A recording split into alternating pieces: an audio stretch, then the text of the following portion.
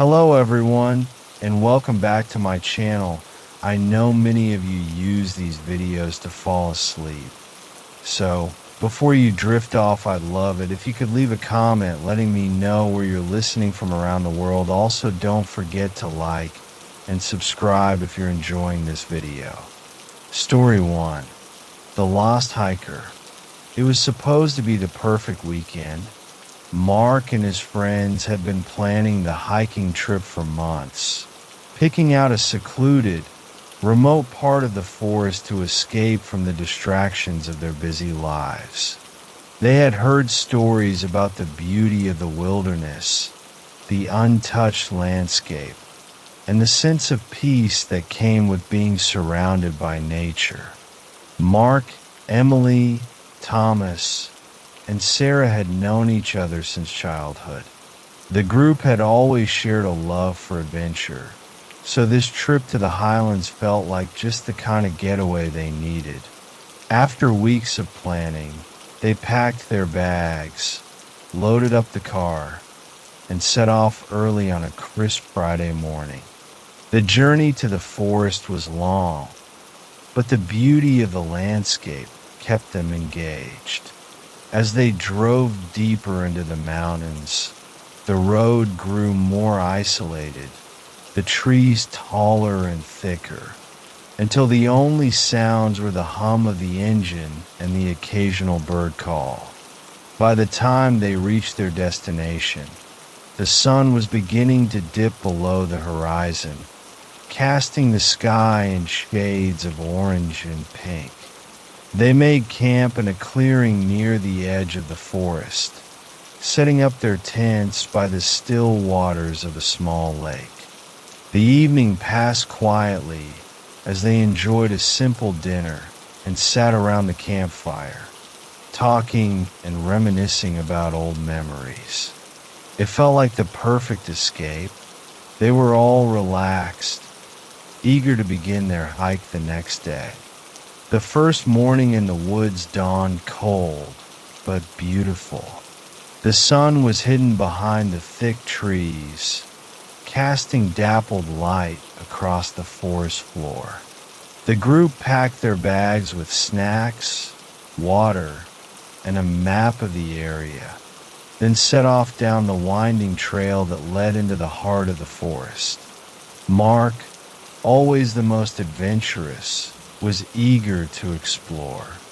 He had a tendency to wander off, excited to see what lay beyond the next ridge or around the next bend. As they walked, Emily, Thomas, and Sarah were content to stay together, keeping a leisurely pace and taking in the sights. But Mark, with his insatiable curiosity, quickly pulled ahead. He was already out of sight before anyone had a chance to call out to him. Typical Mark, Thomas said with a chuckle, shaking his head. Yeah, he always gets excited about something. Emily replied with a laugh, her eyes scanning the woods. Don't worry, he'll catch up with us, Sarah added, adjusting the straps of her backpack. They continued down the trail for about an hour, enjoying the peace of the forest and the quiet hum of nature around them. The sunlight filtering through the trees seemed to cast an almost magical glow on the surroundings. But after a while, Emily began to notice that Mark still hadn't caught up. She slowed her pace, glancing back toward the path behind them. Have you guys seen Mark? She asked, concern creeping into her voice. Thomas and Sarah exchanged glances. No, but he's probably just ahead, Thomas said. He probably found something interesting. I'm going to call out to him, Emily said, her voice tinged with worry. He's not answering his phone, and it's not like him to just disappear. They all stopped, waiting in silence as Emily called out Mark's name. Mark! Mark, where are you? The sound of her voice echoed through the trees, but there was no response. Not even a rustle in the bushes, no answering shout. The woods felt unnaturally quiet. The only sounds were the distant calls of birds and the rustling of leaves in the wind. "Okay, let's retrace our steps and find him," Sarah suggested, trying to stay calm. They turned around and started back the way they had come, calling for Mark along the way. The group searched for what felt like hours. They scoured the forest floor, peering into the underbrush and calling out repeatedly. But there was no sign of him, no footprints, no disturbance in the leaves or branches, just the eerie quiet of the forest. "Maybe he went further ahead," Thomas said, though his voice lacked conviction. "We should keep looking." But as the sun began to dip lower in the sky, their search turned more frantic.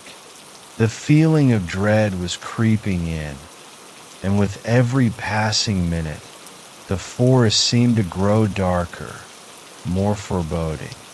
"I think we should go back to camp," Emily said quietly. "It's getting late, and we still haven't found him. We need help." The three of them reluctantly agreed. They made their way back to camp, their hearts heavy with worry.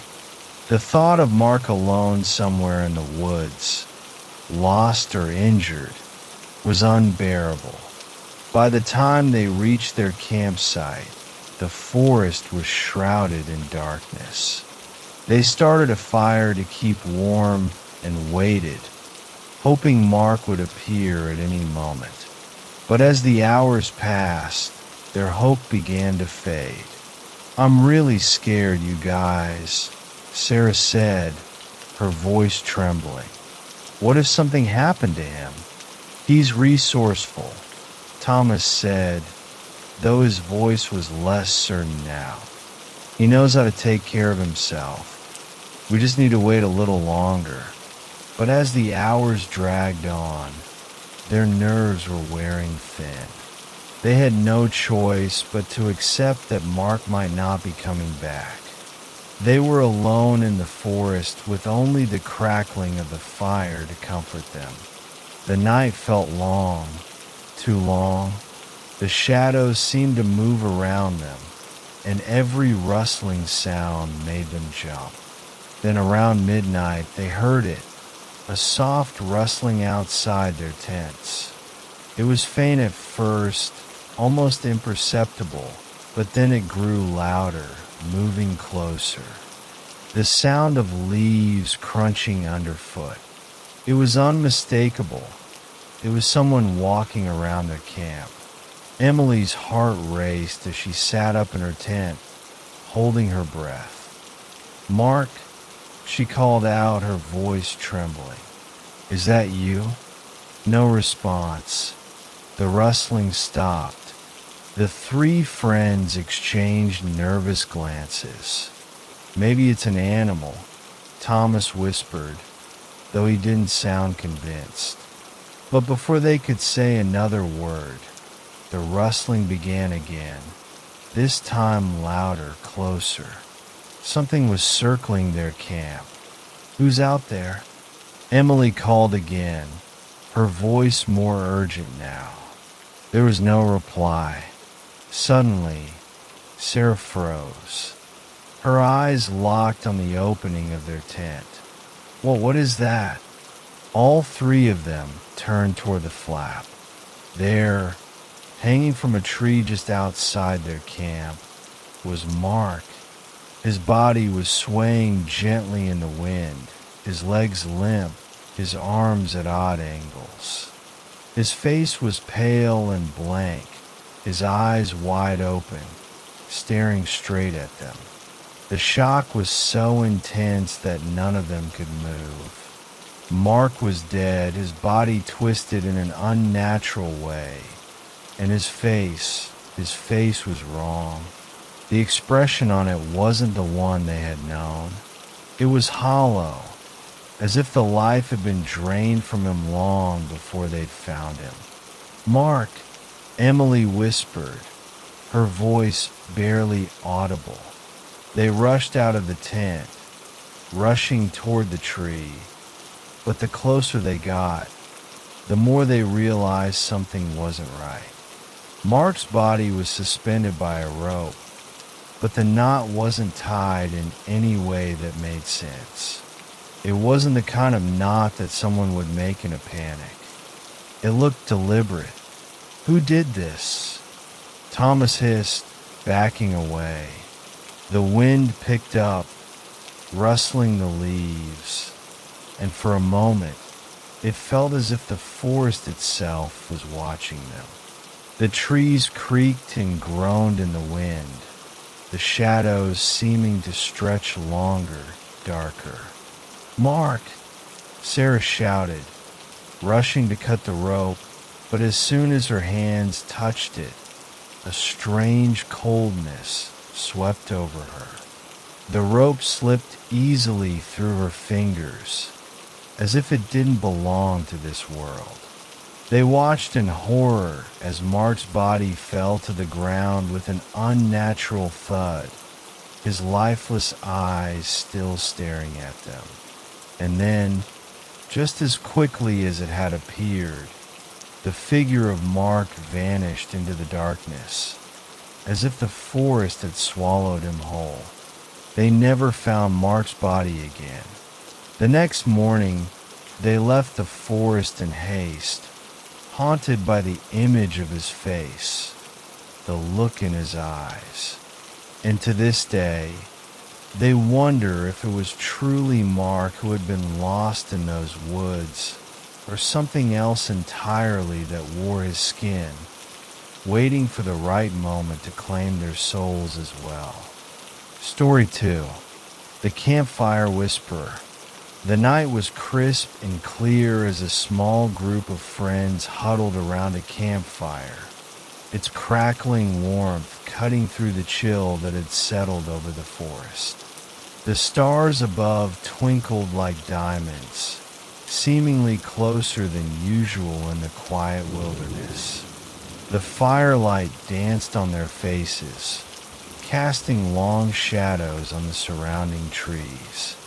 The smell of pine and damp earth filled the air, blending with the scent of roasting marshmallows.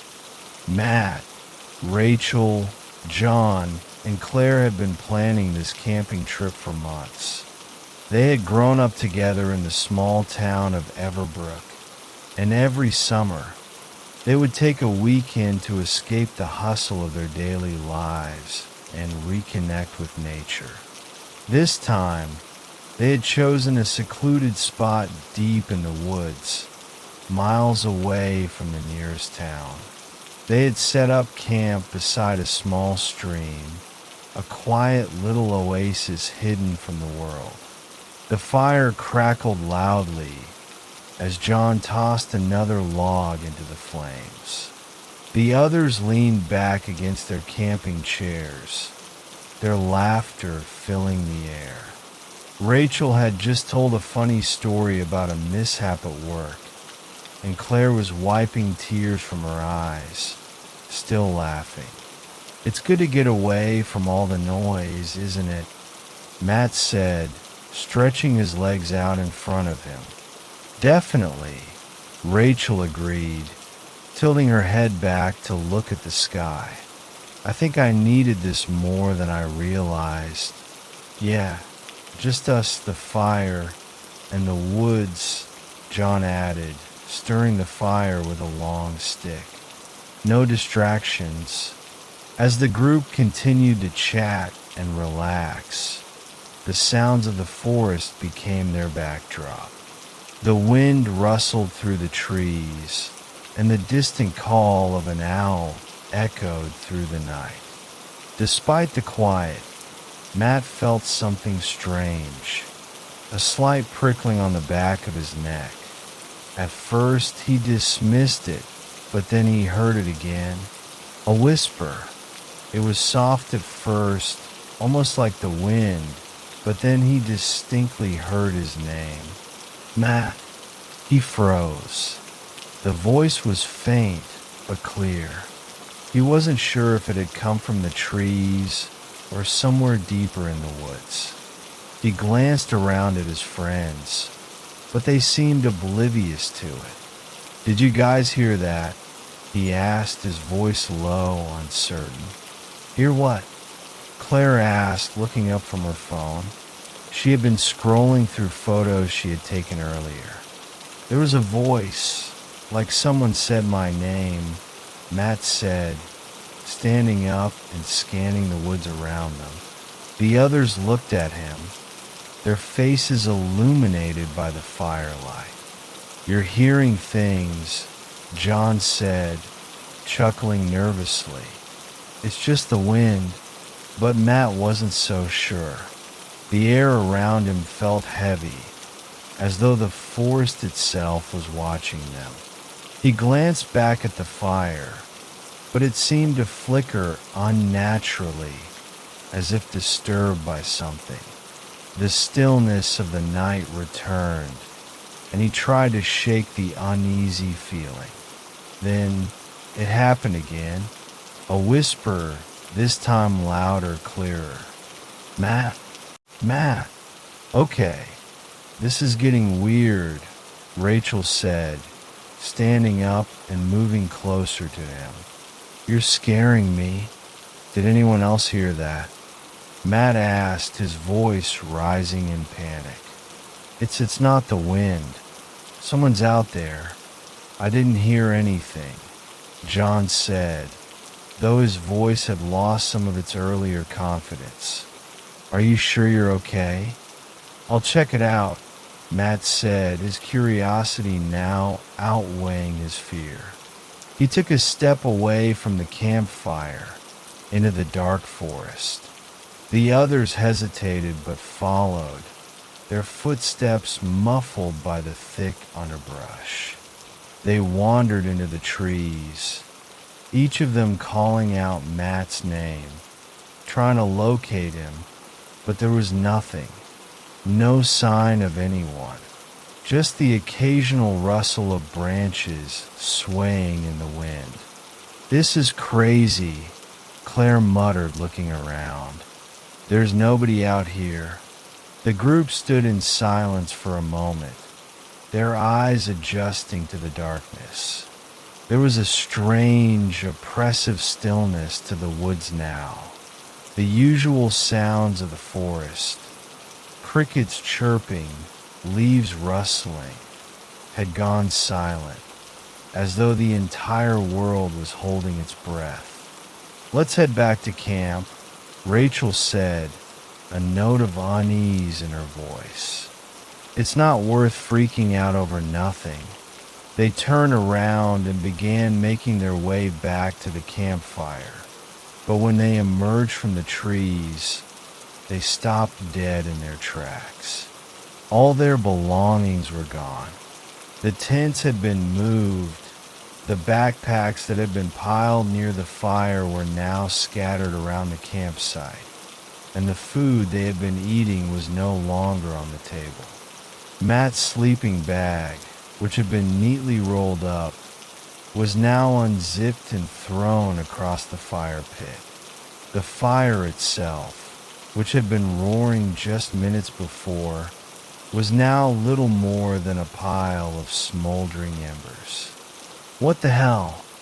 John whispered, his voice cracking. "Where's everything?" Matt's heart raced. "This wasn't us. We didn't move anything. Someone's messing with us," Claire said, her eyes wide. She began pacing back and forth. "This is not funny. Who's doing this?" They all stood frozen, scanning the campsite for any sign of movement. That's when they noticed something even stranger. In the dirt around the edge of the camp were strange footprints. They were large and deep, almost as if someone, or something, have been circling their camp. The prints didn't lead anywhere. They just seemed to appear out of nowhere, surrounding the fire. "What is this?" Rachel asked, crouching down and inspecting the prints. "These aren't animal tracks. These are human, but they don't make any sense." The prints seemed to loop around the campsite, some leading directly into the fire pit, others into the surrounding trees, only to vanish into the darkness. They could not make heads or tails of it. It was as though someone had walked around the camp, but there was no beginning or end to the footprints. "This is freaky," Matt said, his voice trembling. "It's like someone's been watching us." John, trying to keep his nerves in check, scanned the surrounding woods. We need to leave. Now." The group was on edge, each of them looking over their shoulders at every rustle of the wind, every shadow that flickered in the corners of their vision. The air felt thick, as though something was just waiting to pounce. As they gathered their things, an eerie chill swept over the camp. Then, the whispering began again. This time, it wasn't just Matt's name. It was every one of them. Rachel, John, Claire. Each of them spun around, but there was nothing there. No movement, no figures in the trees, just the wind and the darkness. "I don't like this," Claire said, her voice barely a whisper. She grabbed her bag, her hands shaking as she threw it over her shoulder. "We need to get out of here," Rachel agreed, her voice trembling. "Now." They moved quickly, hurriedly packing up the last of their things. The whispering continued, surrounding them, taunting them. Every time they tried to ignore it, it grew louder, more insistent. "Matt, Rachel, John, Claire, come closer." The voices sounded like they were coming from all around them now, but they couldn't pinpoint where. Suddenly, the whispers stopped. The silence was deafening. With everything packed, they sprinted from the campsite, not daring to look back. They didn't stop running until they reached the edge of the forest, their breath coming in ragged gasps. When they finally emerged from the trees, they were all shaking with fear. They stood there for a moment, catching their breath, the forest stretching out behind them like an endless sea of shadows. Did that just happen?" Claire asked, looking over at Matt. Matt shook his head. "I don't know, but something's not right. Something was out there with us." They never went back to that part of the woods again. To this day, no one in the group can explain what happened that night, or who or what was whispering their names in the trees. They'd heard stories of the campfire whisperer, a ghostly figure that haunted the forest, but none of them had ever believed it until now. But they all knew one thing for sure. The forest had eyes, and they were always watching. Story 3. The Disappearing Camper. The sun hung low in the sky, casting a golden glow over the campsite as the group of friends sat around the fire, roasting marshmallows and chatting about their adventures.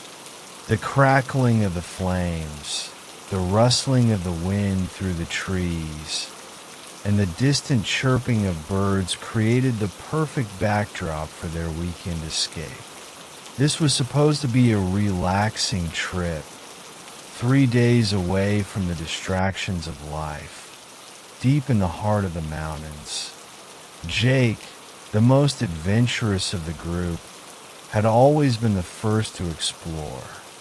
He had suggested the camping trip to begin with, insisting on a secluded spot in the woods that he had heard about from an old hiking guide. The area was known for its beauty and tranquility, but there were always rumors about it being haunted. Still, the group dismissed the stories as nothing more than local legends. "I'm going to explore the woods a bit," Jake said, standing up from his camping chair. He was always the one to venture off on his own, never one to shy away from a challenge. "Are you sure that's a good idea?" Rachel asked, her voice laced with concern.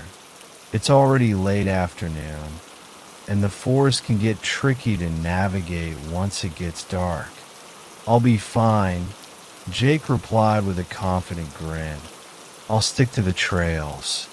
I'll be back before dinner." With that, he grabbed his backpack and headed off into the trees, leaving the rest of the group to continue with their campfire. The others, though uneasy, didn't think much of it.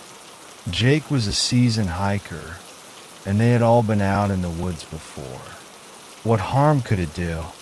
Hours passed, and the sun slowly dipped below the horizon. The group sat around the fire, chatting and laughing to pass the time. But as the light from the campfire grew dimmer, a growing sense of unease settled over them. Jake had been gone longer than expected. "I think it's time to go look for him," said Ethan, Jake's closest friend. "He's been gone for hours." "I'll go with you," Rachel said, her face pale with worry. "I don't like this." The two of them set off into the woods, calling Jake's name as they went. The trees loomed tall around them, their branches swaying in the cool breeze. They followed the trail Jake had taken, but it was eerily quiet, too quiet. The usual sounds of wildlife were absent. No birds, no rustling of leaves. Just the crunch of their footsteps on the forest floor. "Jake!" Ethan called, his voice growing louder with each step. "Where are you?" There was no response. They kept walking, their footsteps muffled by the soft dirt path, but the silence seemed to stretch on endlessly. They reached the point where the trail split into several directions, but there was still no sign of him. "Maybe he turned back," Rachel suggested, though her voice trembled with uncertainty. "I don't think so," Ethan replied, his face dark with worry. "Something's not right." The sun had set by now, and the darkness of the forest seemed to press in on them. Rachel shone her flashlight into the trees, but the beam only illuminated a small patch of the woods. The shadows stretched far beyond, obscuring everything else. "Let's head back to camp and grab some more help," Rachel suggested. "We'll have better luck finding him with more people." Ethan nodded in agreement, though his stomach churned with a growing sense of dread. The two of them turned around, heading back toward camp, but as they retraced their steps, something in the distance caught their attention. A faint sound, someone calling their names. It was faint at first, but as they strained to hear, it grew clearer. "Ethan." "Rachel." The voice was unmistakable. It was Jake's voice. Without thinking, they rushed toward the sound, adrenaline coursing through their veins. "Jake!" Ethan called out, his voice cracking with urgency. "Where are you?" The voice grew louder, clearer. It came from the edge of the forest, just a few yards away. Ethan's heart pounded as he pushed past the trees, Rachel close behind him. They reached the clearing and stopped dead in their tracks. There, standing motionless at the edge of the woods, was Jake. His face was pale, his eyes wide and unblinking. His mouth hung open, but no sound came from it. He looked at them without seeing, his gaze distant and vacant, as though he wasn't fully aware of their presence. "Jake?" Rachel whispered, her voice trembling with confusion. "What's going on? Where have you been? We've been looking everywhere for you." Jake's body twitched, as though he had just come back to life. His eyes shifted, finally focusing on Rachel and Ethan. But there was something off about the way he looked at them. His pupils were dilated, his face unnaturally still. "They won't let me leave," Jake whispered, his voice barely audible. His words sent a chill down their spines. "Oh," Ethan asked, stepping closer, but not quite reaching out to touch him. "Jake, what are you talking about? What happened?" Jake didn't respond. His lips trembled as if he were trying to speak, but nothing came out. Then, without warning, his body jerked, as though pulled by an invisible force. His hand shot out in front of him, and he staggered backward, his eyes wide with fear. "They won't let me leave," he repeated, this time louder, more frantic. Ethan and Rachel exchanged a confused, frightened glance. "Jake, please snap out of it. You're scaring us," Rachel said, her voice shaking. But Jake didn't respond. He simply stood there, frozen, his eyes locked on something far beyond them. As they watched, a cold wind seemed to sweep through the clearing, carrying with it the faintest of whispers. "They won't let me leave," Jake repeated over and over, his voice growing more hollow with each utterance. Suddenly, without warning, Jake's body went limp, and he collapsed to the ground. Ethan and Rachel rushed forward, catching him before he hit the dirt. He was cold, his skin unnaturally pale. It felt as though his body had been drained of all life. "Jake, wake up!" Ethan shouted, shaking him gently. But it was no use. His friend was unconscious, his breathing shallow and labored. "We need to get him back to camp," Rachel said, her voice tight with panic. "We need help, together." They carefully lifted Jake's limp body and began the slow walk back to camp.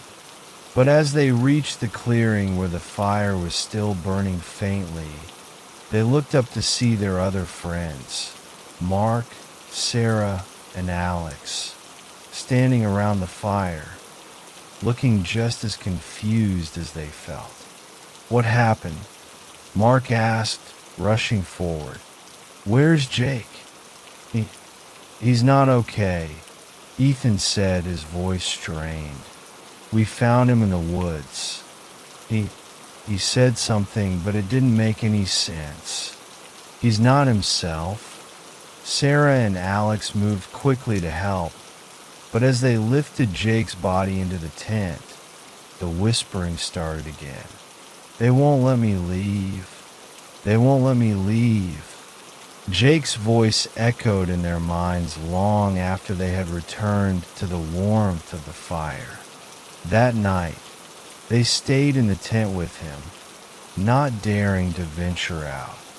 And though Jake was physically safe, something had changed in him. Something had marked him in the woods.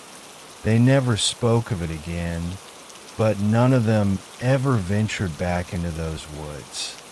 The whispers had followed them, lingering in the corners of their minds, and they knew one thing for certain. Jake had seen something that didn't want him to leave, something that had claimed him, if only for a moment. And as they packed up and left the campsite the next morning, they couldn't shake the feeling that the forest was watching them, waiting for its next victim. Story 4. The Abandoned Tent. It was a crisp autumn evening when Rachel and Adam decided to head out for their weekend camping trip. After weeks of stress from work and life's usual chaos, they needed a break, some time away from everything to reconnect with nature.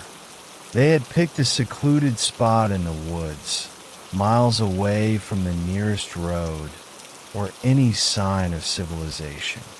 The weather had been perfect, the sky a clear shade of blue, and the forest smelled fresh, with the scent of pine and earth filling their lungs as they set up their tent. "This place is perfect," Rachel remarked, grinning as she adjusted the straps of her backpack.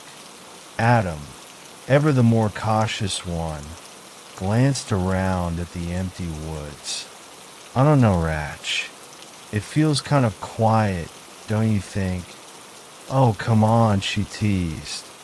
"It's just the peace and quiet of nature. No city noise, no distractions. Just us and the trees. Perfect." He laughed and shook his head, though he couldn't argue with her logic. They quickly pitched their tent, set up the campfire, and made themselves comfortable as night began to fall. They roasted marshmallows, ate hot dogs, and shared stories from their childhoods, all while the fire crackled and popped. The sounds of the forest, an occasional hoot from an owl, the wind rustling through the branches, set the perfect backdrop for the evening.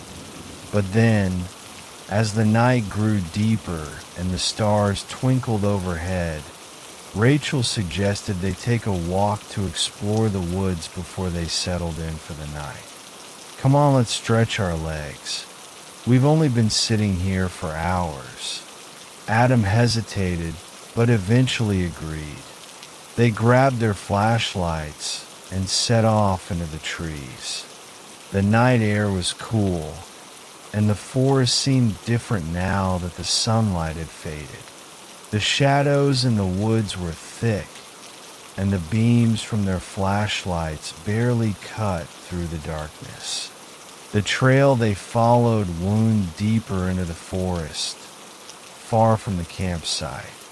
They walked for a good half hour, the only sounds around them being their footsteps on the forest floor and the occasional rustle of leaves as the wind picked up. Adam had always been a little uneasy about the woods at night, but Rachel seemed completely at ease, her laughter echoing through the trees as she tried to scare him by jumping out from behind trees. But as they ventured farther into the woods, they stumbled upon something unexpected. There, hidden among the trees, was a tent, a small, gray tent that appeared to have been abandoned. Its fabric was slightly torn in places, but it was still standing, seemingly untouched by time. The campsite around it was eerily neat, with a small campfire pit nearby, and some camping gear stacked by the entrance. It was as though someone had simply disappeared in the middle of setting up camp. Rachel, always the curious one, was the first to step forward. "What do you think happened here? It's like someone just up and left in a hurry." Adam was more hesitant. "It's strange. Who leaves all their stuff behind like this?" They circled the tent, but there were no signs of a struggle. The fire pit was cold, and no food or belongings were left out. The woods felt unnervingly still, the air growing colder by the minute. Maybe they just packed up and left, Rachel suggested. I mean, this area isn't exactly a well-trodden path. Maybe something spooked them. Maybe, Adam said, his unease growing. Or maybe something happened here. Rachel shrugged. I don't know. I'm kind of intrigued. Should we check it out? Adam frowned. I don't know, Ratch. It's getting late, and it's starting to feel off. But before Adam could protest further, Rachel was already crouching down beside the tent, unzipping the flap. I'm just going to take a quick look inside. Adam reluctantly followed her, casting a nervous glance over his shoulder. The forest was unnervingly quiet now. It was as though the woods themselves were holding their breath. Inside the tent, there was nothing but a few sleeping bags, a pile of clothes, and some camping gear that looked perfectly normal. It was as though whoever had been there had simply disappeared without a trace. There were no signs of a struggle, no blood, nothing unusual at all, except for the coldness that seemed to permeate the air around them. Rachel stood up and dusted her hands off, a frown forming on her face. This is weird. No signs of anyone. But it just feels wrong. I think we should head back, Adam said, his voice low. This is starting to freak me out. Whoever was here clearly isn't around anymore. Reluctantly, Rachel agreed, and they started back toward their campsite. But as they walked, the feeling of unease hung in the air like a thick fog, their footsteps crunching in the quiet woods. When they returned to their campsite, they found it just as they'd left it. Their tent was still pitched, the fire was still burning low, and nothing appeared out of the ordinary. It was as though nothing had happened at all. They settled back into their tent, but neither of them could shake the feeling of being watched. The night seemed unnaturally still, and every little sound, the crackling of the fire, the creaking of branches in the wind, sent a shiver down their spines. Hours later, as the fire burned down to embers and the darkness outside their tent deepened, Rachel turned over to face Adam, her voice barely above a whisper. Do you hear that? Adam, who had been half asleep, blinked his eyes open and listened.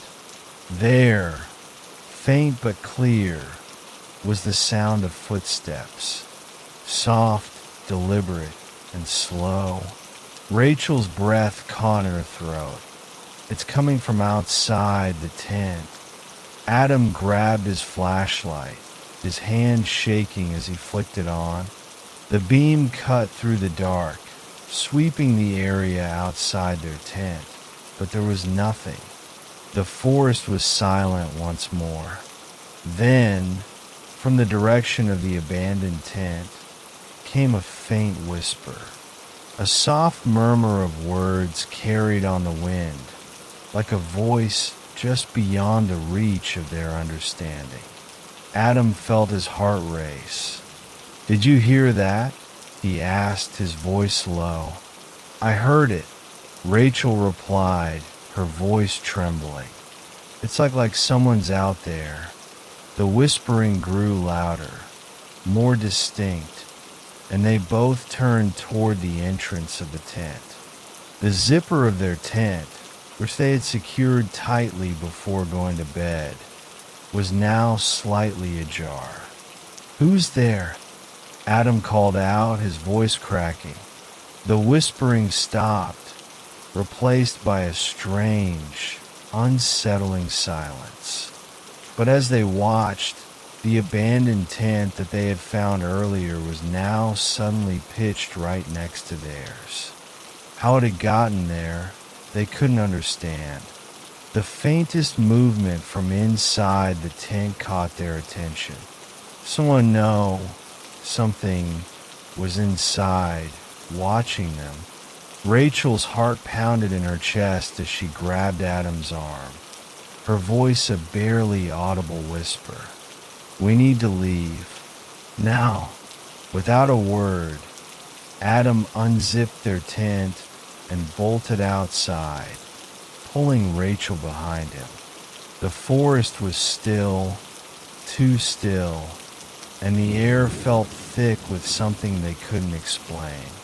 They ran, their breath coming in panic gasps until they reached the car. But when they turned back to look, there was nothing. No sign of the tent, no movement. Just the empty, silent forest, as though nothing had ever happened.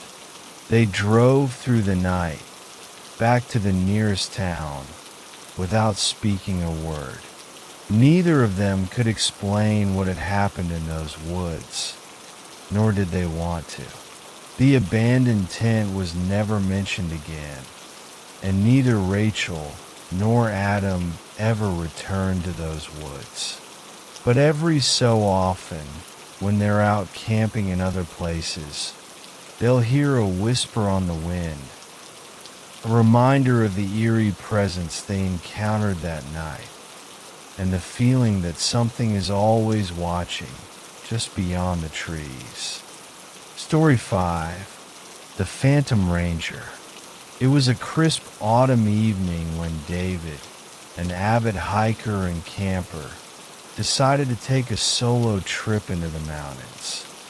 He had been working long hours, caught in the grind of daily life, and yearned for some solitude in the wild. The towering trees and the whispering winds of the dense forest were calling to him, offering a refuge from the chaos of his responsibilities. He had set up camp near the edge of the forest, far from the nearest trail or campsite.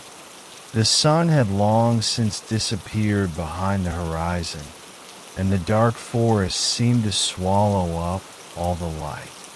The stars above shone faintly through the canopy, and the air had a crisp, cool bite to it, a reminder that autumn was fully upon them. As he sat by the crackling fire, David felt the weight of the world lift off his shoulders.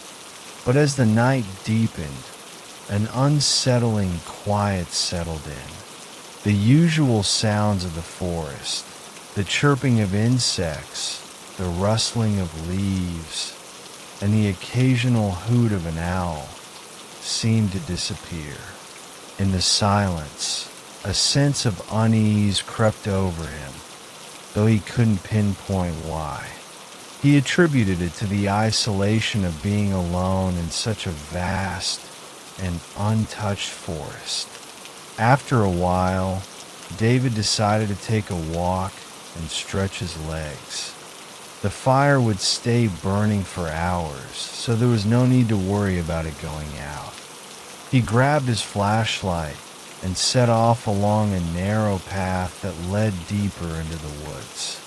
The trees loomed overhead, their twisted branches reaching out like gnarled hands. The beam of his flashlight danced along the forest floor, casting long shadows. David wandered for a while, lost in his thoughts. The stillness of the forest was almost deafening, broken only by his footsteps and the occasional crunch of fallen leaves underfoot. As he walked, he felt as though something was watching him. The feeling was almost tangible, a prickling sensation on the back of his neck that he couldn't shake. Suddenly he heard it, a faint sound in the distance, the soft rustling of footsteps. He froze, his heart racing. Was someone else out here? His first instinct was to call out, but something told him not to. Instead, he held his breath, straining to listen. The footsteps grew closer, and before he could react, a figure emerged from the trees. At first, David thought it was another camper, someone perhaps lost or looking for help. But as the figure came closer, David's breath caught in his throat. The man was dressed in an old-fashioned ranger's uniform, complete with a dark green hat and a badge pinned to his chest. His face was obscured by the shadow of his wide-brimmed hat, but his posture was rigid, authoritative. David stepped back, surprised. "Hello? Can I help you?" he called, his voice shaky. The figure did not respond. Instead, he raised one hand, motioning for David to follow him. David hesitated for a moment. There was something about the ranger's silent demeanor that unsettled him. But at the same time, curiosity got the better of him. What was this man doing out here, so far from any trail or ranger station? The figure turned without a word and began walking further into the forest, his boots crunching lightly on the forest floor. David stood for a moment, unsure of what to do. But before he could fully think it through, he found himself following the ranger, driven by some unseen force, as though the man's quiet authority had commanded him to do so. The deeper they ventured into the forest, the more the world around them seemed to shift. The trees grew thicker, blocking out the stars above. The air grew heavier, and the forest took on a more oppressive, almost claustrophobic feel. Despite the unsettling atmosphere, David felt compelled to continue, as though the figure ahead of him held the answers to some unspoken question. Minutes turned into hours as they walked deeper and deeper into the woods. The ranger never spoke, never turned around, and never once acknowledged David's presence, save for the occasional wave of his hand to keep him following. David tried to make conversation, asking where the ranger was headed, what his name was, but the man remained silent, leading him on without pause. David's feet began to ache from the long walk, and his flashlight started to flicker as the batteries drained. He felt a growing sense of unease. Was this really just a ranger, or was something more sinister at play?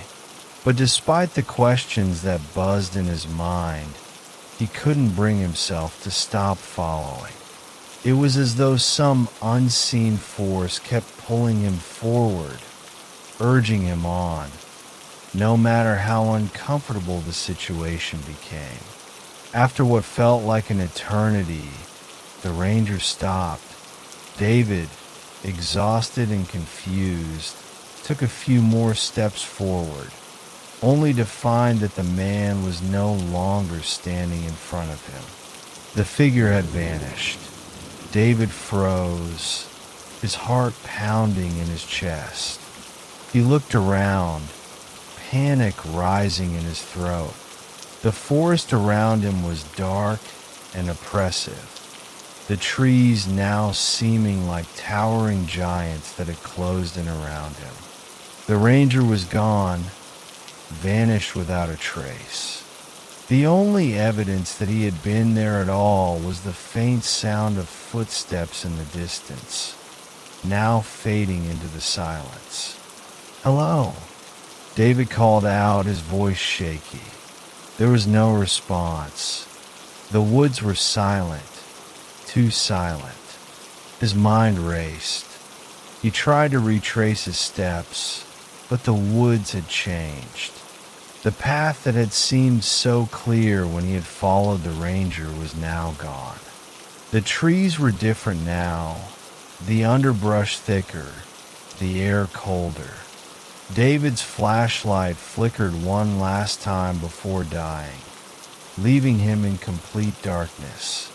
He fumbled for his phone, hoping for some sign of civilization, but there was no signal, no calls, no messages, nothing. That's when he realized something horrifying. He was lost. A sickening realization gripped David as he stood there in the dark, his heart hammering in his chest. He had no idea where he was or how to get back to his campsite. The forest had swallowed him whole, and there was no way out. Panic surged through him, but he forced himself to take a deep breath and think. He knew he had to stay calm. He needed to find a way back to the trail, to safety, but every direction he turned seemed to lead him deeper into the dense woods. Hours passed, and the hopelessness of the situation began to sink in. David stumbled through the woods, his legs aching, his body bruised from crashing into trees and tripping over rocks.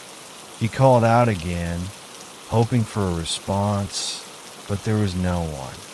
The silence was deafening, and then, as dawn's first light began to creep through the trees, David saw something that made his blood run cold.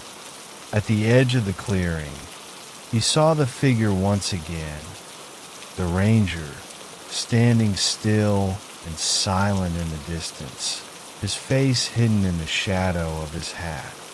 The man raised one hand, motioning for David to follow.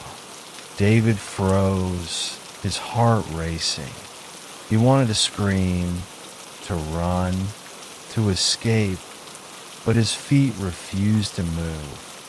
The ranger's figure was the only thing that stood in the darkness of the forest, the only sign of life in an otherwise empty wilderness. And then, just as quickly as he had appeared, the ranger vanished again, swallowed by the trees. David stood there, trembling, realizing the awful truth. The ranger was not leading him to safety. He was leading him deeper into the forest, into the place where no one had ever returned from. In the end, David was never seen again. His camp was found days later, his belongings untouched, the fire still smoldering in the pit. But David himself had disappeared into the forest, as though the very woods had claimed him. And as the years passed, other campers would report seeing the figure of a ranger, leading them into the depths of the forest. No one ever returned from those walks. The forest had become a trap, and the phantom ranger was its keeper, forever guiding lost souls deeper into the wilderness. Story 6. The Shadow in the Tent. It was supposed to be the perfect camping trip, a weekend getaway in the remote wilderness, far from the distractions and noise of everyday life. For friends, Sarah, Ethan, Luke, and Jesse had packed their gear and headed out to the woods for a much-needed escape.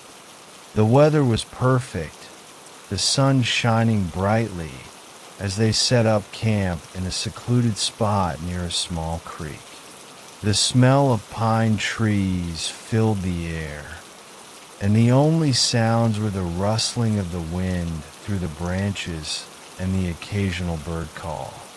It seemed like paradise. They spent the day hiking through the woods, swimming in the creek, and telling stories by the campfire. As night fell, They retired to their tents, exhausted but content.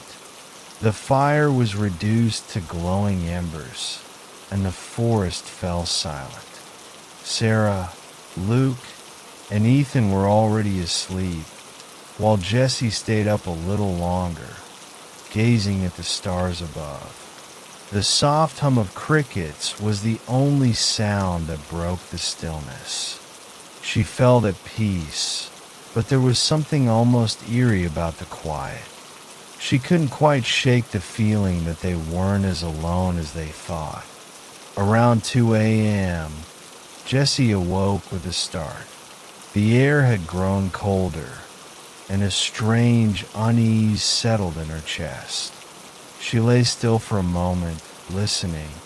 At first, she thought it was just the wind, but then she heard something.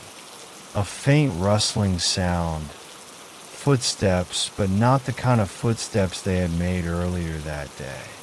These were slower, more deliberate, almost as if something was creeping around their campsite. She glanced over at her friends. Luke and Ethan were still sound asleep in their tent, their steady breathing the only indication that they hadn't noticed anything strange. Sarah's tent was eerily still too. Jessie's heart began to race, and she tried to convince herself it was just an animal, a bear, maybe, or some other forest creature, moving through the woods. But the noise was too human.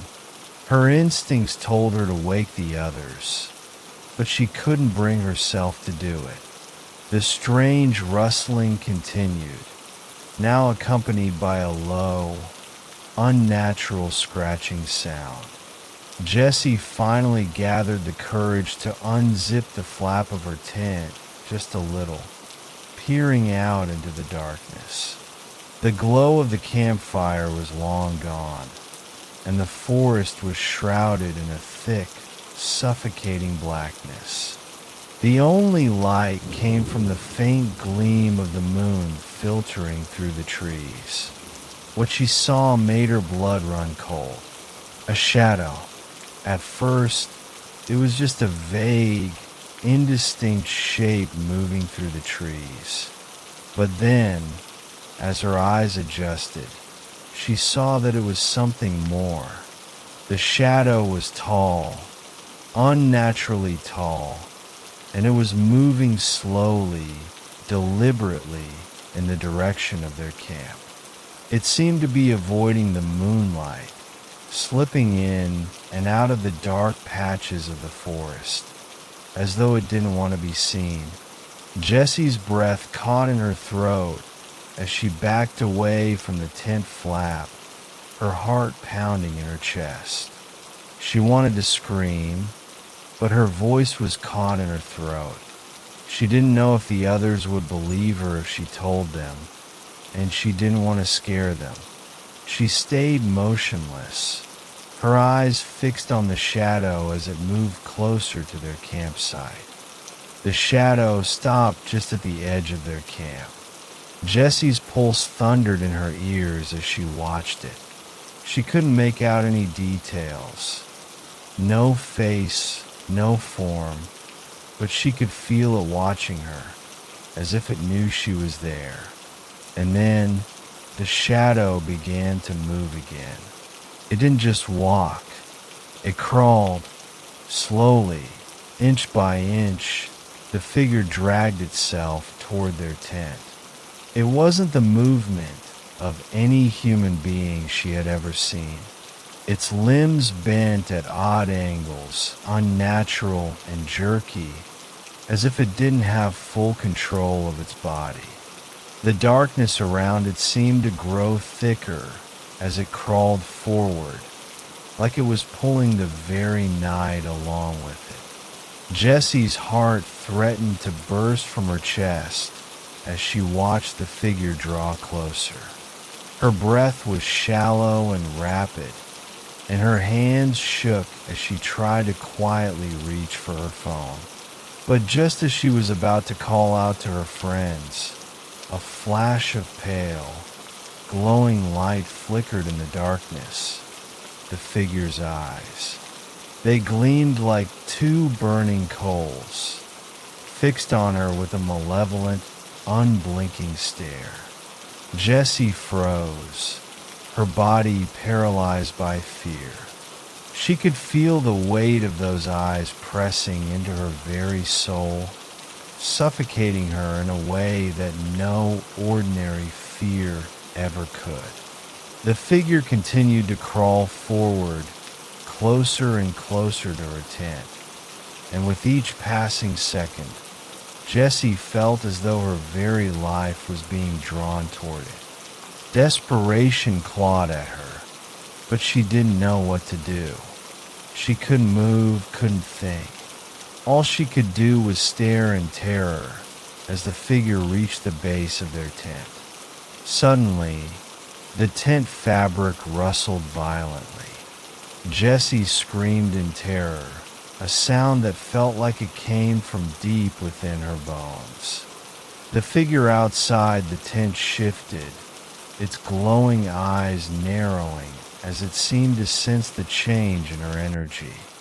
Jessie scrambled backwards, fumbling for the zipper of the tent in a panicked frenzy.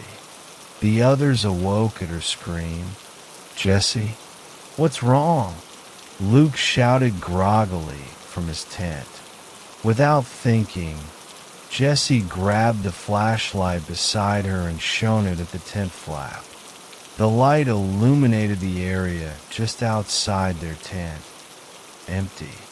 The shadow was gone, as though it had never existed. But the chill in the air remained, thick and heavy, and Jessie could still feel the weight of those eyes on her. I saw it. There was something out there." Jessie gasped, her voice trembling. Ethan immediately sat up. "What are you talking about?" Luke hurriedly unzipped his tent, looking around the campsite. But there was no sign of any shadow, no indication that anything had happened. The forest around them was silent once again. Jessie, shaking, crawled out of her tent, pointing toward the spot where she had seen the shadow. It was right there, right next to the fire pit. I swear it was watching us. The others exchanged worried glances. Ethan grabbed his flashlight and began to search the area, shining the beam in every direction. But there was nothing, no sign of a creature, no tracks, no movement. It was as if the shadow had vanished into thin air. "I don't see anything," Luke said, his voice low. "Maybe you were dreaming, Jessie. It's easy to get confused in the dark." But Jessie shook her head, her eyes wide with fear. "I'm telling you, I saw it. It was real. We're not alone out here." Reluctantly, they agreed to stay together for the rest of the night. They huddled in one tent, unsure of what to do or where to go. As the hours dragged on, no one slept, all of them listening for any sign of the shadow's return. But it never came. The next morning, the group awoke to find their campsite in disarray. Their tents were slashed open, their food gone, and their gear scattered across the ground. The area where the shadow had crawled the night before was marked with deep, unnatural gouges in the earth, as if something had clawed its way through the dirt. None of them could explain what had happened. They packed up quickly, eager to leave the eerie place behind. But as they made their way back to the trail, they couldn't shake the feeling that something was still watching them, lurking just beyond the edge of the trees.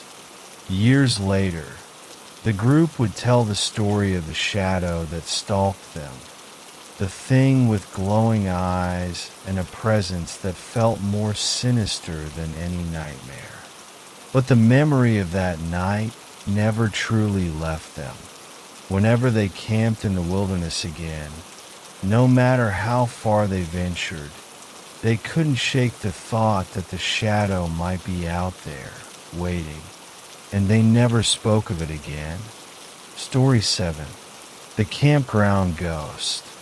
The Anderson family was looking forward to their weekend getaway, far away from the distractions of city life. After weeks of preparation and anticipation, they finally made their way to the secluded campground nestled beside a small, serene lake, surrounded by towering trees. The spot was perfect, quiet, isolated, and picturesque. They had booked it months in advance, knowing they would have the entire area to themselves, which was a rare treat.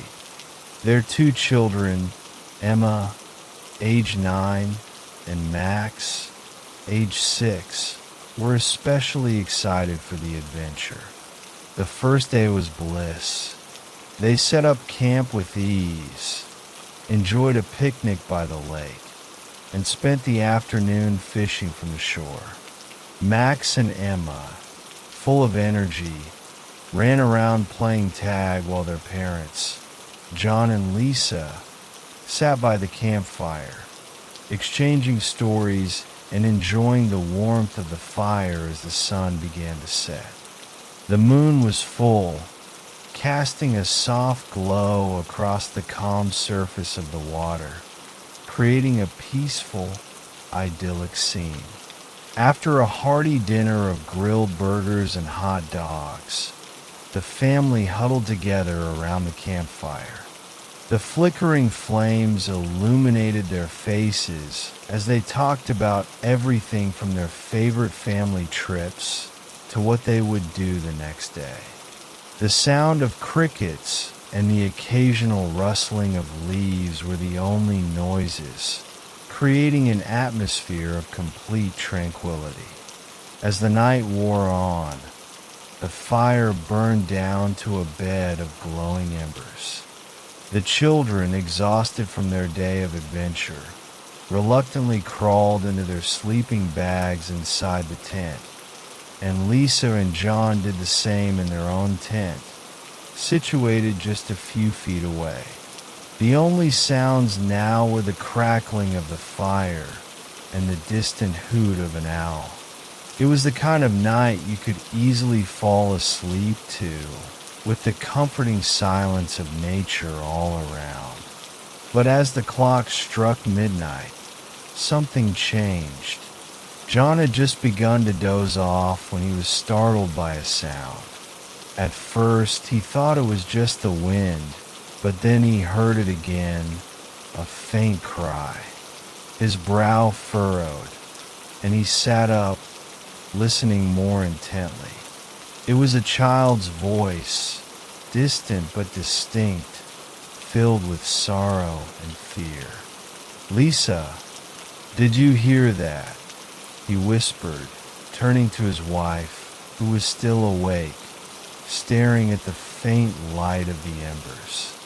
"Hear what?" she asked, glancing over at him with a puzzled look. "There's a child crying," he replied, his voice tight with concern. "It sounds like it's coming from the woods." Lisa frowned, her brow creasing with worry. "Maybe it's a lost child. We should go check." With the children fast asleep, they both quietly unzipped their tent and crept outside, listening closely. The cry came again, louder this time, unmistakable in its desperation. It echoed through the night, but the sound seemed to be coming from deep within the forest, past the clearing and the lake. Without thinking, they grabbed their flashlights and began walking toward the source of the cry. They tried to follow the sound, moving cautiously through the trees. The further they ventured, the more distorted the cries seemed. It was as if the voice was constantly shifting, coming from different directions, impossible to pin down. After several minutes of searching, they reached the edge of the forest, but the crying had stopped. There was nothing but the rustling of the leaves in the wind and the gentle lapping of the water against the shore. They called out, hoping to hear the child's voice again, but the forest remained eerily silent.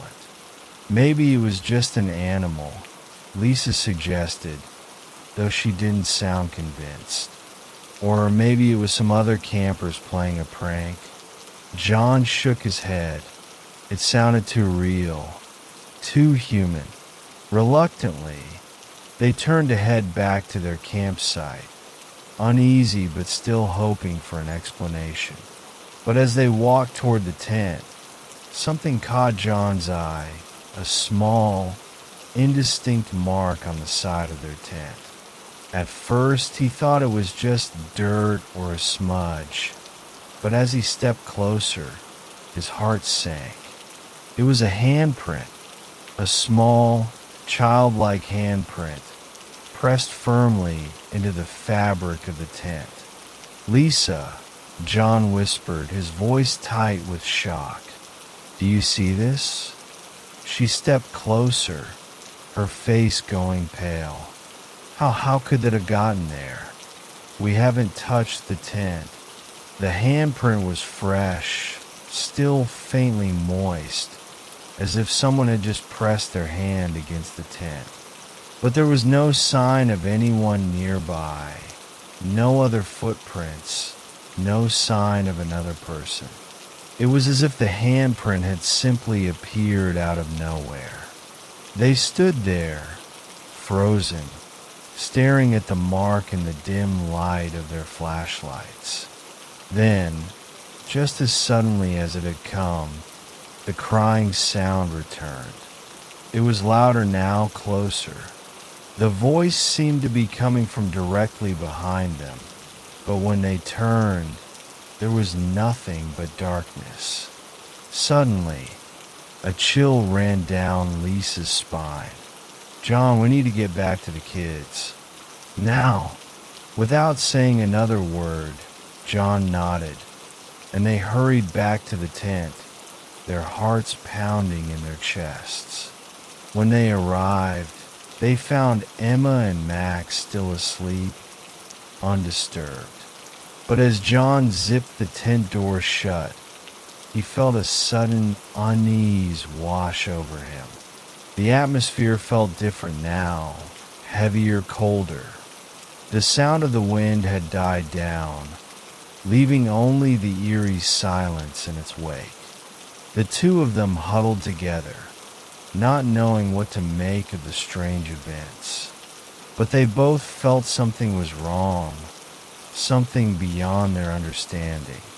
They didn't speak of it to the children, not wanting to frighten them, but they stayed awake the rest of the night, listening for any more strange sounds. When the first rays of dawn broke through the trees, they decided to pack up and leave. The events of the night before weighed heavily on their minds, and they no longer felt safe in the isolated campsite. As they gathered their belongings, John noticed something on the ground near the water's edge. It was a small, weathered plaque, half buried in the sand. He bent down and picked it up, brushing off the dirt to reveal a name and date, engraved in worn lettering. "In loving memory of Emily Peterson, died August 16th, 1985.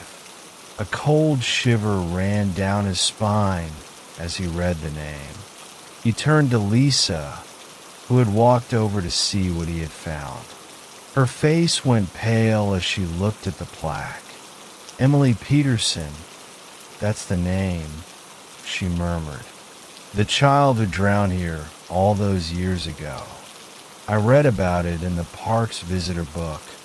They say her spirit still haunts this place. Jean felt a sudden wave of dread. He looked back at the plaque, the weight of its history sinking in, the tragic death of a young girl, and now, the strange events of the night before. It all seemed to make sense in a terrifying way. "We need to leave," Lisa said, her voice shaking. "We've disturbed something here. We shouldn't have stayed." They packed up the tent in a hurry, leaving the campground behind as quickly as they could. As they drove away, John couldn't shake the feeling that Emily Peterson's ghost was still with them, watching from the shadows. Years later, the Anderson family would return to that same area, but never to camp again. They had heard rumors that the campground had been closed off due to more mysterious disappearances, always near the lake, always near the spot where Emily had drowned. But the story of that weekend stayed with them forever. The child's cries in the night, the handprint on the tent, and the ghostly presence that haunted the campground by the lake, waiting for someone to listen.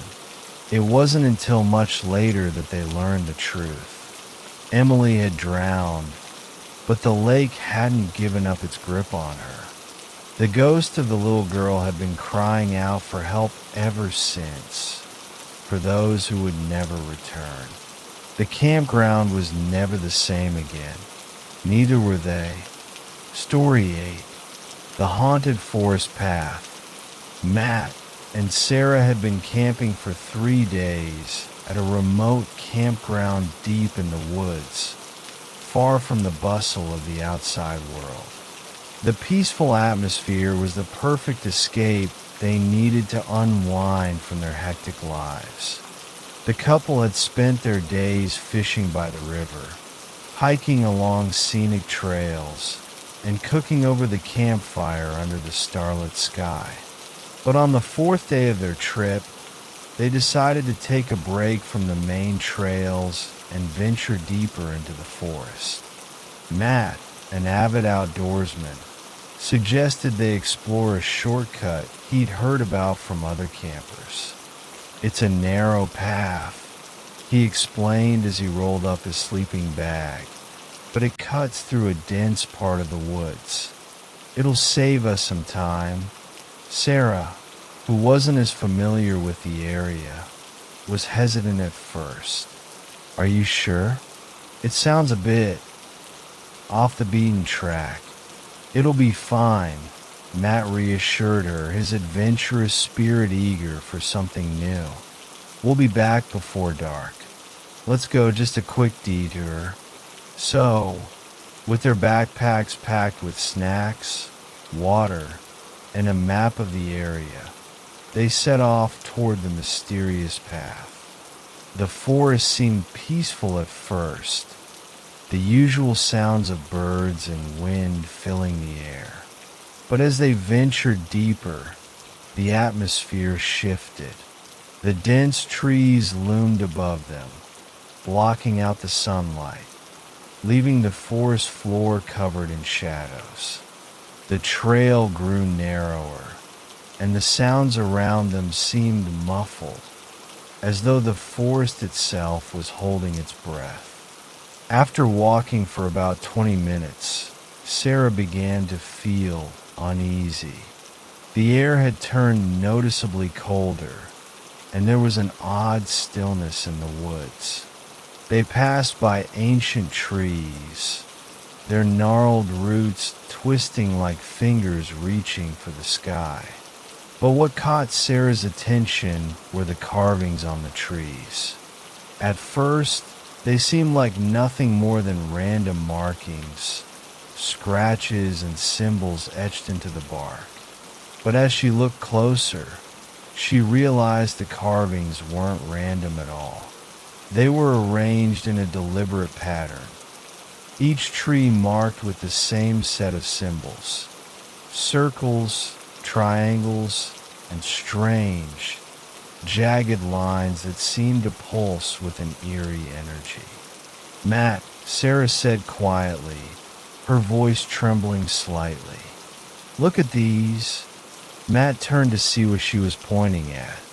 He examined the symbols, his brow furrowing in confusion. "Weird. I've never seen anything like that before." As they continued walking, Sarah felt an unsettling sensation creeping up her spine. She could no longer shake the feeling that something was watching them, though when she turned to look, there was nothing there. Just shadows. "Do you hear that?" she asked, her voice barely above a whisper. Matt stopped walking, his head tilting as he listened. At first, there was nothing.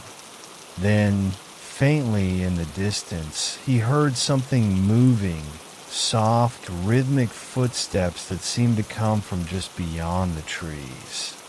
But when he turned his head, there was no one in sight.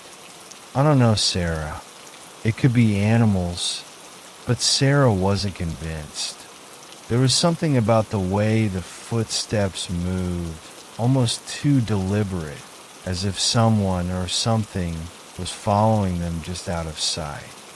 They pressed on, the air growing colder with every step. The sounds around them had become distorted, as though the forest itself was changing, bending in on them. The shadows seemed to shift with unnatural speed, and there was a whispering sound in the breeze that made Sarah's skin crawl. She glanced over her shoulder again, but the path behind them appeared the same as it had when they first started walking. "I think we should turn back," Sarah said, her voice shaky now. "This doesn't feel right." Matt nodded, his instincts telling him the same. "Yeah, maybe we gone too far." They turned around, but to their surprise, the path they had walked down was no longer visible. The trees had shifted, closing in on them, blocking their view of where they had come from. It was as though the forest itself had swallowed the path whole. "Wait, what the hell?" Matt muttered, pulling out the map from his backpack. He unfolded it quickly, his eyes scanning the paper for any indication of where they were. But there was nothing. No path, no markings, just blank forest. "What's going on?" Sarah asked, her voice rising in panic. "There was a path here, I swear. We walked down it." Matt's hands shook as he held the map in front of her. "There's no path here, Sarah. This doesn't make sense." They both looked around, the oppressive silence of the forest now broken by the sounds of their own breathing. The whispers in the wind had stopped, and the only noise was the rustling of the trees in the breeze. It was then that Matt noticed something strange. The trees, the ones that had been marked with symbols, were now beginning to look different, as if the carvings themselves were shifting. "What the hell?" Matt said again, his voice filled with disbelief. The symbols on the trees weren't just carved into the bark. They were glowing faintly, casting an eerie, otherworldly light. As he stared at them, the shapes seemed to pulse and twist, their meanings becoming more and more cryptic. The air around them felt thick, heavy, as if it was pressing in from all sides. "Matt, I don't like this," Sarah said, her voice trembling with fear. "We need to get out of here. Now." Matt nodded, but as he turned to leave, a sudden movement in the trees caught his eye. Shadows shifted, and he saw something just beyond the edge of the forest.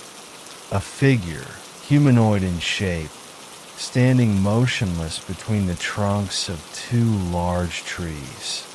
It was tall, impossibly tall, with dark, tattered clothing that blended seamlessly with the shadows around it. The figure was facing them, but its face, if it had one, was obscured by a dark hood or a veil of shadow. Before either of them could react, the figure vanished into the trees, as though it had never been there at all. What the hell was that? Sarah gasped, clutching onto Matt's arm. I don't know, Matt said, his heart racing. Let's get out of here now. They turned to make their way back, but as they walked, the trees around them seemed to close in further. The once familiar path had completely disappeared, and now, every direction they turned looked the same. Dense forest, shadows, and the strange symbols carved into the trees. No matter how far they walked, the forest seemed endless, like a maze with no exit. Matt pulled out his phone, hoping for a signal, but the screen remained blank. No bars, no GPS, nothing. It was as if they were being cut off from the outside world entirely. Matt, we need to find a way out, Sarah said urgently. I'm not kidding. I don't think we're supposed to be here. They pushed forward, the panic rising in their chests as they fought to keep their fear in check. The further they walked, the darker the forest seemed to become, even though it was still daylight. The trees grew taller, their trunks thicker, the canopy above blocking out what little sunlight remained. The atmosphere felt heavier, colder, like something was pressing down on them from above. Then they heard it again, the sound of footsteps just beyond their reach. But this time it was closer, much closer. Do you hear that? Sarah whispered, her voice barely audible. Matt nodded. We're not alone. Suddenly, the shadows began to move again, this time more rapidly, like they were alive, shifting and creeping around them. Then, out of nowhere, the figure appeared again. It was standing directly in front of them, blocking their way, its tall frame towering over them like a sentinel. You shouldn't have come. A voice, deep, ancient, and hollow, echoed from the figure, though its lips never moved. Before they could react, the forest around them erupted into motion. The trees seemed to close in, the branches twisting like claws, the path vanishing behind them. They were surrounded, trapped in the maze of the haunted woods. And in that moment, they realized something truly horrifying. There was no way out. Story 9. The Cabin in the Woods. The sun was beginning to dip below the horizon, casting a warm golden hue across the dense forest. A group of 5 friends, Jason, Olivia, Ethan, Mia, and Chloe, had been hiking through the remote mountain trails for days, making their way deeper into the wilderness. They were seeking an escape from the chaos of their lives, hoping that the tranquil beauty of nature would provide the peace they so desperately needed. But as evening approached, they realized they were farther from civilization than they had anticipated. We've been walking for hours, Mia said, wiping the sweat from her brow. Do you guys think we're anywhere near the campsite? Jason, the most experienced hiker in the group, glanced at his map. We're close. Just a little further, and we should hit the clearing. We'll set up camp there. But as they trudged on, the trail became less and less defined. The forest grew denser, the trees towering over them like ancient sentinels.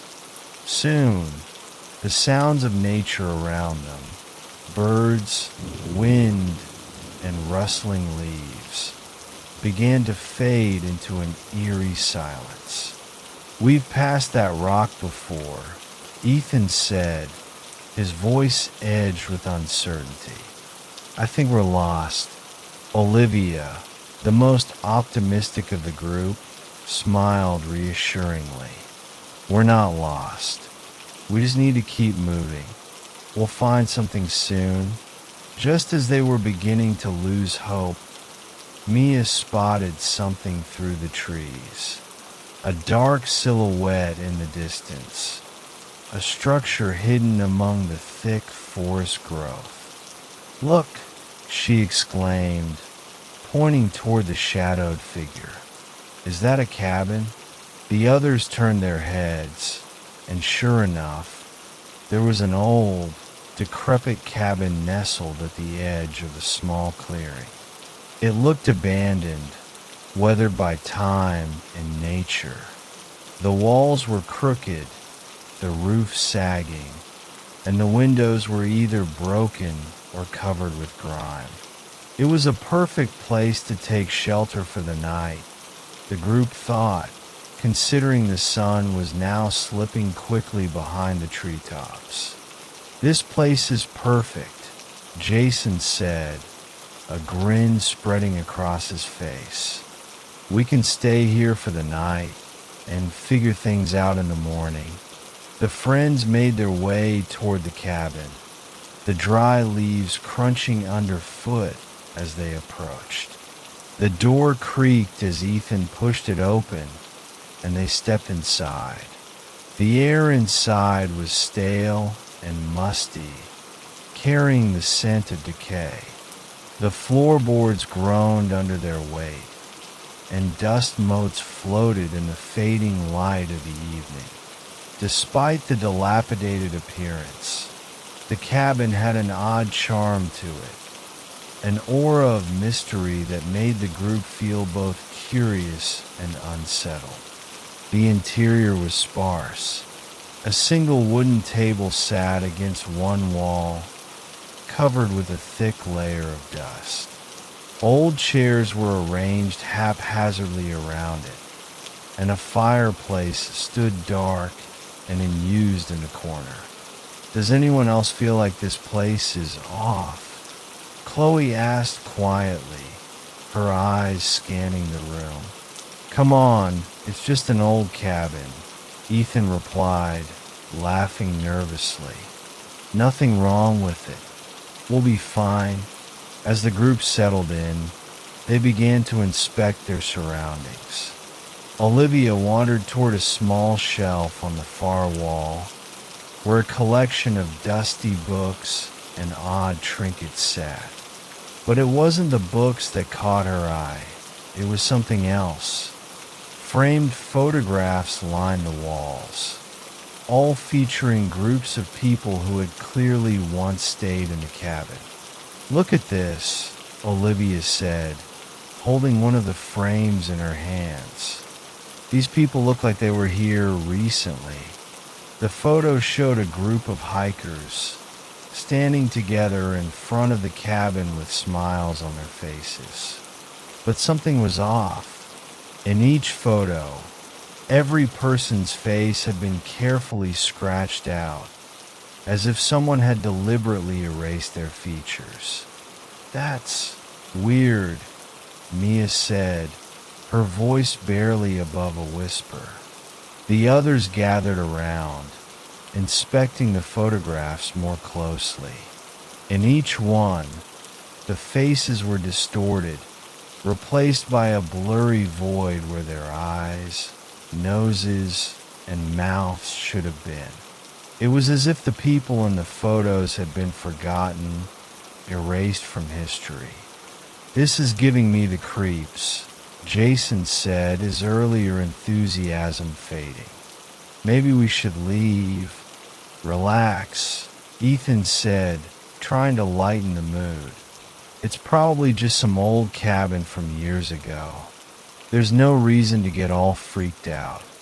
It's just a place to crash for the night." But as the night grew darker and the wind outside began to howl, the eerie feeling in the cabin only intensified. The friends huddled together around the fireplace, which they had managed to light using some old firewood they found in the corner.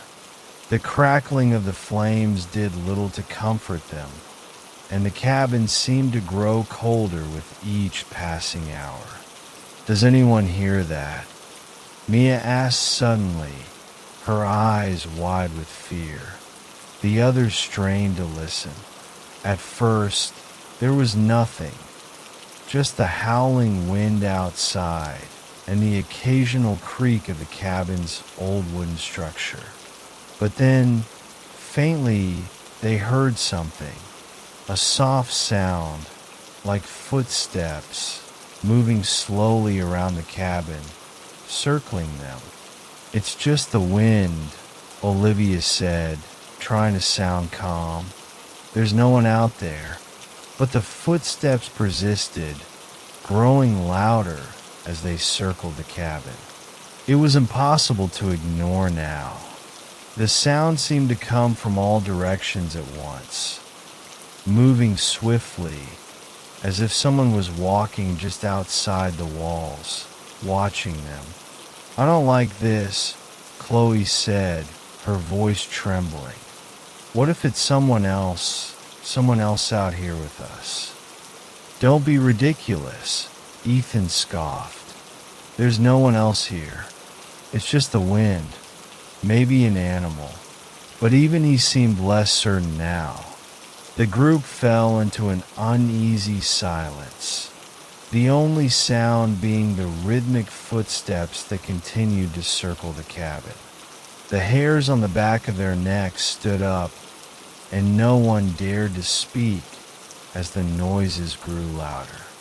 It was as if something or someone was walking just beyond the walls, its footsteps deliberate, purposeful, and uncomfortably close.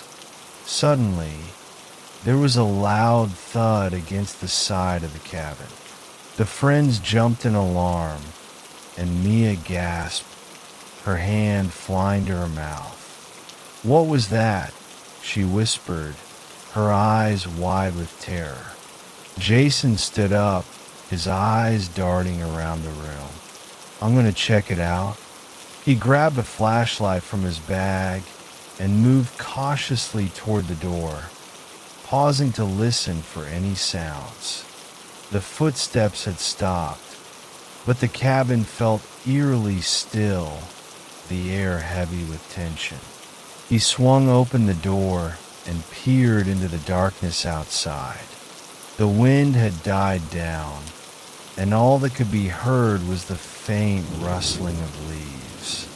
The clearing around the cabin was empty, but Jason's eyes were drawn to something on the ground near the door. It was a small, old-fashioned key, lying on the ground in the dirt. He picked it up, his fingers brushing against the cold metal. It was covered in rust, the edges worn from years of use. But it seemed to call to him, as if it held some dark significance. Without thinking, he turned and walked back inside. "Guys, look at this," Jason said, holding up the key. The others stared at it, confusion spreading across their faces. "What is it?" Ethan asked. "I don't know," Jason said, his voice tight. "But I found it right outside the door." They all turned to look at the door, now shut behind him. And that's when they realized something terrifying. The door was locked. "What the hell?" Olivia shouted, rushing over to the door.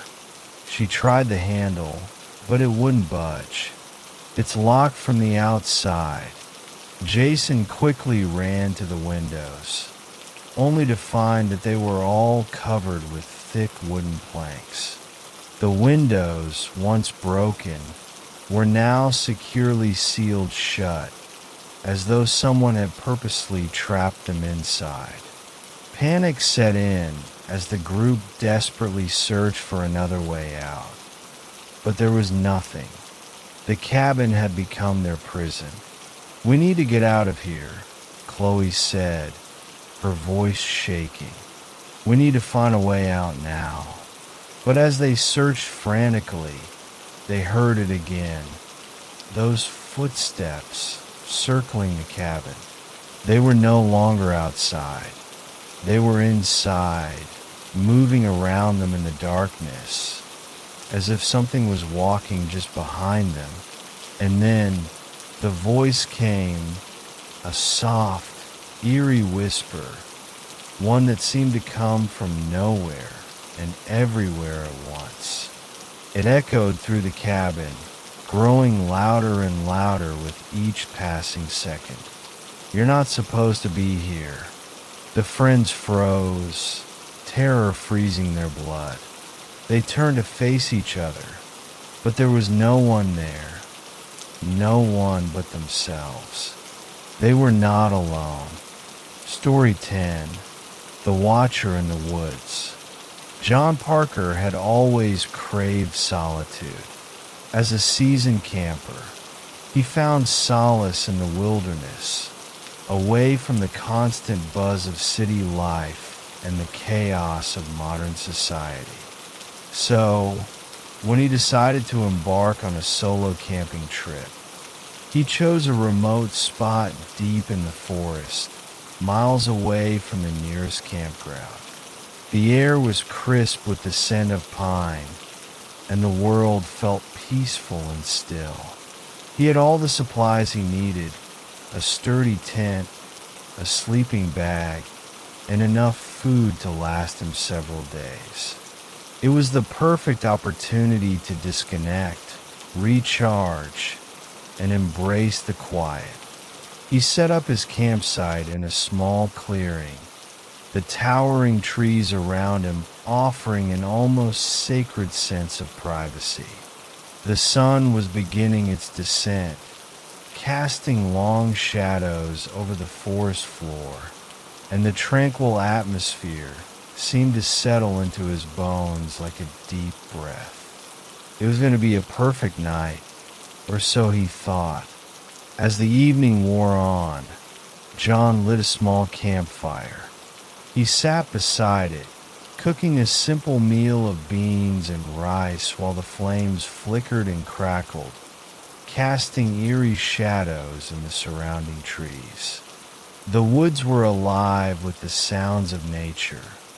Crickets chirped, birds rustled in the distance, and the occasional rustle of leaves signaled small creatures moving through the underbrush. It was the kind of serene isolation he had sought out, the kind that allowed him to unwind completely. Yet, as the night deepened, John couldn't shake the feeling that something was off. At first, it was just a whisper of unease, the sensation that someone was watching him. He attributed it to nerves, reminding himself that he had come alone, far from any other campers. But the sensation didn't go away. It lingered in the back of his mind, a feeling of being observed, of being not alone. He glanced over his shoulder every so often, half expecting to see a person standing just beyond the flickering light of his campfire. But each time, the woods were empty. He shook his head. "It's just the isolation," he muttered to himself, trying to laugh off the anxiety. He had camped alone many times before, and it was always the silence of the wilderness that unsettled him in the beginning. Soon, he would settle into the peace, but the feeling persisted. After finishing his meal, John decided to retreat into his tent for the night.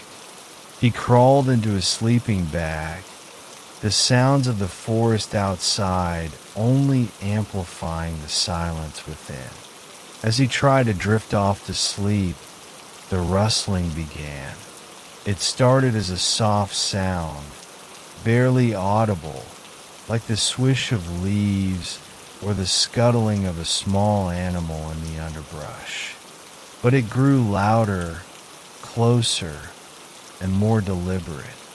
It was the unmistakable sound of something large moving around his campsite. John froze. His heart pounded in his chest. He had been out in the woods enough times to recognize the sounds of animals. Deer, squirrels, maybe a bear or two. But this was different. This wasn't the random movement of an animal.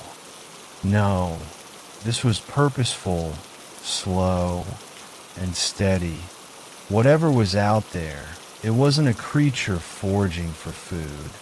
It was circling his camp, moving in a way that seemed deliberate, like it was stalking him. He held his breath, listening closely. The sound of rustling leaves came again, this time unmistakably from the direction of his tent. John's pulse quickened. He reached for his flashlight, but his hand trembled. With a deep breath, he steeled himself and slowly unzipped the flap of his tent, his eyes scanning the area outside. Nothing. The woods were still. The only sounds now were the whispers of the wind rustling the branches above him. He exhaled slowly, telling himself it was just his imagination playing tricks on him. Maybe a deer or a raccoon had been investigating his campsite. Nothing more. But then he heard it again. The rustling was louder now, coming from the edge of the woods, just beyond the reach of his campfire's glow. It was unmistakable, a heavy footfall, followed by the snap of a twig. Someone or something was definitely out there. John's breath hitched. Was it another camper? Perhaps someone had wandered off the beaten path and stumbled upon his campsite. But that didn't explain the sensation of being watched, the feeling that something more malicious was lurking nearby. And why hadn't the figure made itself known? He grabbed his flashlight, flinging open the tent flap and shining the beam into the darkness. The circle of light illuminated nothing but trees and shadows. The air felt dense, the night unnervingly silent except for the occasional creak of branches swaying in the wind. There was no sign of movement, no animal scurrying away in fear. For several long moments, John stood in the doorway of his tent, his eyes darting around the clearing. Every rustle of leaves sent a chill through him. The stillness grew unbearable. "Get a grip, man," he muttered under his breath, trying to steady his shaking hands. He turned off the flashlight, sat back down inside the tent, and wrapped himself in his sleeping bag, hoping sleep would come despite the growing sense of dread in his gut. But sleep didn't come. Instead, the rustling grew louder, closer, almost as if something was slowly moving around the perimeter of his camp. His mind raced. Was it an animal? No, it didn't sound like an animal anymore. The steps were heavy, rhythmic, and deliberate. He could hear the sound of twigs snapping beneath the weight of something large. John's heart pounded. It was then he realized that whatever was out there wasn't just moving around his camp. It was circling it. It was as if it knew exactly where he was, like it was waiting for him to make a move. He could feel it, could almost sense the presence lurking just beyond his tent. A cold sweat broke out on his forehead as he hugged his knees to his chest, trying to keep as still as possible. Then the noise stopped. The silence that followed was oppressive, suffocating.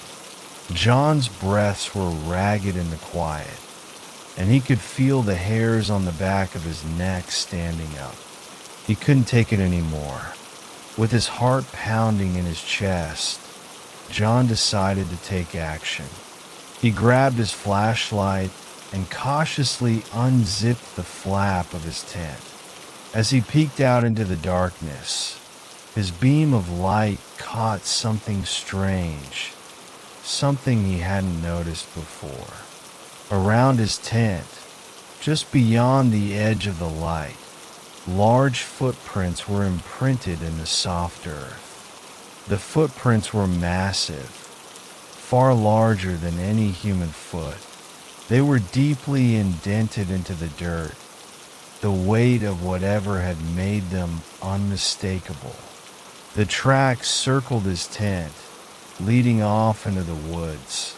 But as he followed the path with his flashlight, the trail stopped abruptly. There was no trace of anyone, no sign of who or what had made the prints. No more footprints, no movement in the trees, nothing. John stood frozen, the flashlight trembling in his grip. His mind raced as he considered his options. Could someone else have been out there? But who? And why had they been circling his tent like that? What did the strange footprints mean? The air around him felt thick, oppressive, as if the forest itself was holding its breath. He glanced once more at the prints and then back at his tent, which suddenly felt like a trap. Whatever had been watching him, whatever had circled him throughout the night, was still out there, somewhere, lurking in the darkness. His only choice was to leave. With a sense of panic rising in his chest, John packed up his gear in a frenzy, his movements frantic and uncoordinated. He could barely focus, his mind clouded with fear as he hastily shoved his things into his bag. The rustling sounds outside had stopped, but the feeling of being watched had never left. Someone was out there. He didn't stop to look back. He didn't even dare to check for more signs of the mysterious figure as he hiked back toward the main trail, his heart hammering in his chest. By the time he reached the trailhead and finally saw other hikers, John breathed a sigh of relief. But as he turned around to look back at the woods, he saw it. At the edge of the forest, just beyond the trees, he saw a figure standing still, watching him. He turned away quickly and didn't look back again. To this day, John still doesn't know who or what he saw in the woods that night. He's never returned to that part of the forest, and he never speaks of it to anyone. But the memory of those giant footprints, of the presence that seemed to watch him from the darkness, haunts him still. And sometimes, when he's alone in the woods, he can't shake the feeling that something is still out there, watching.